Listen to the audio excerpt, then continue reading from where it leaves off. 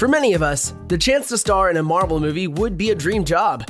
Who wouldn't want to soar through the air like Iron Man or hang out on an alien planet like the Guardians of the Galaxy? Since it started in 2008, the MCU has become one of the most popular franchises on the planet, so the chance to be a part of it would be the holy grail for any actor. The job definitely has its perks, from more acting opportunities to a higher asking price for new roles. However, the actors also have to follow a number of rules that would pose a challenge to even the most easygoing among us. Marvel Studios maintains strict control over the actors, and in many cases, the actors are contractually obligated to go along with the demands. In this video, we're looking at the rules Marvel actors have to follow and ranking them from acceptable to ridiculous. By now, moviegoers are all well aware of the tight lid Marvel and Disney try to keep on any and all spoilers for their upcoming movies. Many MCU fans scrutinize even the smallest details of each release and share their theories about what could happen in the next movie online. So Marvel does everything in its power to keep the plot details under wraps and keep fans guessing right up until the movie finally hits theaters. As the people on the front lines of the MCU publicity machine, it falls to the actors to dodge any questions that could reveal anything. Many of them appear to live in fear of letting even the smallest detail slip in an interview. Then there are those actors like Tom Holland and Mark Ruffalo who have gotten a reputation for accidentally sharing things that they shouldn't. Ruffalo managed to spoil the ending of Avengers Infinity War in July 2017, a year before the movie came out. In an interview, he almost said that half of the characters don't make it, and then, realizing his mistake, attempted to cover. Based on his interview partner Don Cheadle's reaction, the damage was already done.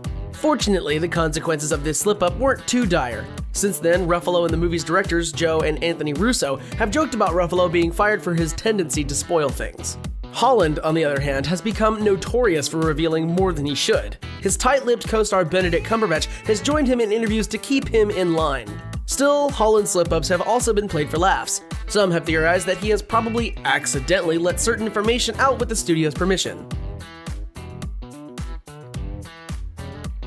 It's pretty standard practice for an actor to help promote a movie that they appear in. The MCU movies are a global phenomenon though, and the promotion machine supporting the films is just as massive as the films themselves. That means when an actor does press for the MCU, it's a next level experience that requires them to fly all over the globe.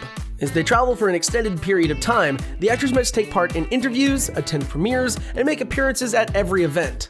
Jet lag and fatigue are no excuse to sit any of it out because the actors are contractually obligated to be there. And most importantly, they're required to maintain the same upbeat, fun attitude throughout the experience, no matter how many times they get asked the same question. A daunting job for even the bravest superhero. Most companies perform background checks on new employees, so it should come as no surprise that Marvel does them on their actors. Of course, this is the MCU we're talking about, so their background checks are a little extra. Tom Von Lawler plays the motion capture role of Ebony Maw in Avengers 3. He said in an interview that before he was cast, additional background checks were conducted on him. The checks ensure the actor doesn't have any skeletons in their closet that could come back and haunt the movie, and that they aren't likely to leak anything. It's no secret that the MCU has ranked in massive box office returns for Disney, but that pales in comparison to how the company makes on merchandise tie-ins. People won't buy merchandise that doesn't bear at least a passing resemblance to the actors who play the characters though. So the MCU actors are required to make themselves available to toy and video game companies to ensure likenesses are accurate. Plus, the actors are required to make good-natured appearances and promote the merchandise, whether they're playing with a replica of a prop or staring adoringly at an action figure of their character. As the faces of Iron Man, Captain America, or Black Widow, each actor's likeness is no longer their own. Their image becomes a vital part of the Marvel merchandise machine. It's not a revelation that when an actor plays a superhero, they have to get in shape for the role. However, the diets and gym time MCU actors are required to commit to are really superheroic. Actors work out for 2 hours a day and stick to a diet of boiled chicken and dried oats. Yum! The most well-known example of an actor shaping up to be part of the MCU is Chris Pratt. Until he became a Guardian of the Galaxy, Pratt's most high-profile role was the pleasantly plump doof Andy Dwyer on Parks and Recreation. So Parks and Rec fans were stunned when he revealed his toned physique for Guardians. Yet, even the actors who seem to have flawless bodies before ever joining the MCU must do amazing things to make sure they look the part. Several of them, including Scarlett Johansson and Chris Evans, have nodded to just how hard it is. Evans said that while he usually enjoys working out, the workouts he did for Captain America were so grueling that he felt like vomiting. He also noted that eating was even worse, saying, "You get to a point where you can't even look at another piece of chicken." And Johansson has admitted that waking up at 5 a.m. to work out and only eat chicken and veggies is super boring, but it's part of the job. Each and every move MCU actors make in public opens them up for scrutiny, and Disney and Marvel don't want their actors' behavior distracting from their on-screen performances. That's why MCU actors are expected to maintain a positive image and avoid negative publicity. After all, these actors play superheroes who are role models for millions, so the actors need to be role models too. Many of the MCU actors have gotten involved in charitable and social causes, which has led to some great photo ops. That includes Chris Evans and Chris Pratt visiting sick kids in the hospital, and Robert Downey Jr. giving a kid with a partially developed arm a 3D printed bionic prosthetic. The actors seem to genuinely enjoy the opportunity to help people that their roles bring, and their high profiles help draw extra attention to the causes. The House of Mouse is famously family-friendly, and it expects all of its movie franchises to live up to the company image. This has been a major concern for fans with the recent merger of Disney and Fox. X-Men and Deadpool are now also owned by Disney, so does that mean there won't be any more movies like the tragically realistic Logan or the potty-mouthed Deadpool? The MCU is required to keep things PG-13. This includes never showing smoking on screen, which is why we never see Samuel L. Jackson's Nick Fury chomping on a cigar, unlike his comic book counterpart. The MCU will stay appropriate for all ages in the future. However, Disney CEO Bob Iger has said that its new acquisitions from Fox, like Deadpool, can maintain their more adult content. They probably won't be branded as Disney movies, though. Marvel has already maintained this kind of separation with the decidedly darker and more mature Marvel TV shows on Netflix. That stance will limit any of the characters' ability to cross over into the MCU territory, though. Anyone who follows pop culture can tell you that the two big comic book movie powers duking it out at the box office today are Marvel and DC. Although Marvel has consistently dominated, DC hasn't exactly been a slouch, especially with its most recent movie, Aquaman. So it stands to reason that each company would want to make sure their actors are dedicated to their brand, right? Thor himself, Chris Hemsworth, seemed to confirm this for the Marvel side when he claimed that he couldn't take a role of a DC film. This would seem like a pretty strict non-compete arrangement. However, when Josh Brolin played both Cable in Deadpool 2 and Thanos in Avengers Infinity War in 2018, Marvel boss Kevin Feige said that it wasn't an issue. Feige stated that there is nothing in the MCU actors' contracts that restricts their roles they can take. Of course, both Cable and Thanos are Marvel characters, even if one was under the Fox banner and the other was part of Disney at the time. So perhaps the restriction Hemsworth mentioned on actors taking DC roles is more of an unspoken rule than a contractual ban.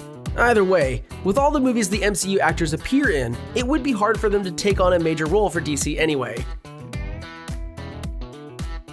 Many of potential movie franchises today make sure its actors will stick around until the end of the series, but Marvel has a habit of contracting actors for an astonishing number of films. Actors like Chris Evans and Chris Hemsworth signed on for 6 picture deals, and Samuel L. Jackson committed for a whopping 9.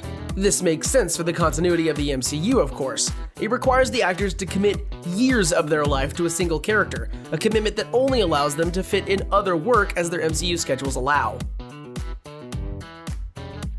Fans love the cameos actors make in different MCU characters' films. Who didn't laugh when Mark Ruffalo showed up to counsel Tony Stark in the post-credits of Iron Man 3? Or when Captain America delivered public service announcements to the kids at Peter Parker's high school in Spider-Man Homecoming? But getting those cameos on film means that actors have to show up to film them, and that happens to be another requirement written into the MCU actors' contracts.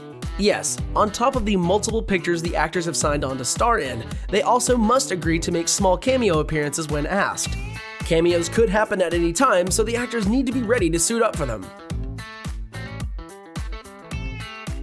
Perhaps the wackiest contractual obligation Marvel actors must agree to is taking part in reshoots until the movie is locked. Many a Hollywood movie rely on reshoots to get things just right, but when it comes to the MCU, reshoots can make up almost half of the actor's job. Given the complexities of maintaining its massive shared universe, tweaks to each film are necessary and often incredibly expensive. So even if the actor filmed their part months before, when reshoot time comes, they need to drop whatever they're doing. Actor Idris Elba, who plays Heimdall in the Thor movies, was particularly taken back by this obligation. He was called back for reshoots on Thor: The Dark World while he was making a very different film, Mandela: Long Walk to Freedom. His agent reminded him the reshoots were something he couldn't get out of. Elba later said that taking part in them after playing Mandela was torture. While MCU actors must go to great lengths to make their characters come to life, there's one thing Marvel doesn't expect them to have: an opinion. Marvel maintains an ironclad grip on their characters' on-screen stories, and actors are mostly just along for the ride.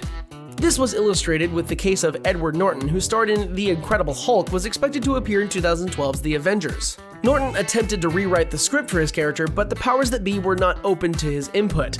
In the end, Norton was replaced by Mark Ruffalo. Meanwhile, Natalie Portman became disenchanted with Marvel after Patty Jenkins, her choice to direct Thor: The Dark World, left the project. Portman had to complete the movie despite her displeasure and was then written out of the MCU with barely an explanation. Imagine one day you're being stuffed into an unmarked van and taken to a secret desert location, or having your cell phone taken away and then being locked in a windowless room with only a script and an iPad for company over the next 5 hours. If you're an actor in the MCU, it's entirely possible you'll find yourself in one of these questionable situations. It's all done in the name of secrecy as far as Marvel and Disney are concerned, but from our perspectives, it seems pretty zany. Elizabeth Olsen, who plays Scarlet Witch in the MCU, revealed that she never read the complete script for Avengers 3. Apparently, Marvel made the process to do so too unpleasant.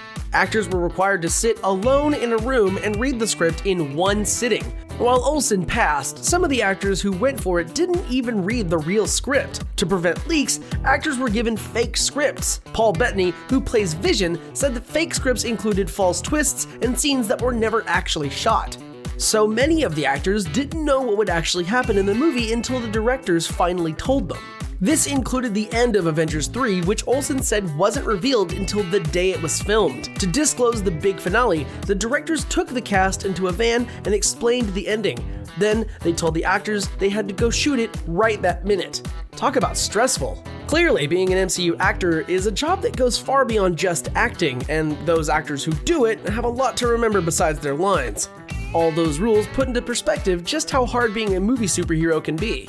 Which of these rules would you have the hardest time following if you were a Marvel actor? Share your thoughts in the comments down below. Also, if you enjoyed this video, please give it a like. Thanks for watching.